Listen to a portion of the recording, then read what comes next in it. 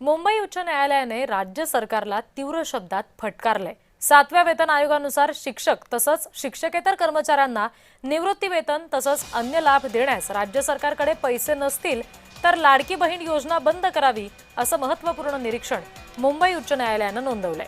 मुंबई महापालिकेच्या शिक्षण विभागातून निवृत्त झालेल्या महिलेने तिला 7व्या वेतन आयोगानुसार निवृत्ती वेतनासह अन्य लाभ न दिल्यानं मुंबई उच्च न्यायालयात धाव घेतली होती। या याचिकेवर पालिकेच्या वकिलांची कोर्टामध्ये आपली भूमिका समोर आली।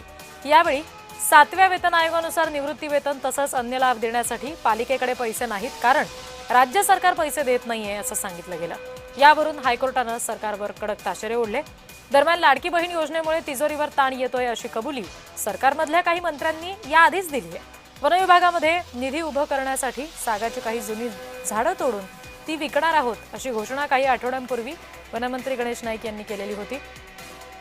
दिवंगत माजी उपमुख्यमंत्री अजित पवार यांनी सुद्धा 2025 साली लाडकी बहीणमुळे निधी कमी पडतोय असं मुख्यमंत्र्यांना लेखी कळवलं होते अशी माहिती आहे। आता राजकीय कारणांमुळे ही योजना बंद करणं तर जवळपास अशक्य आहे। त्यामुळे एकच पर्याय उरतो आणि तो म्हणजे सरकारचं उत्पन्न वाढवणं। आता ते कसं जमवायचं हे सरकारनेच पाहायचंय।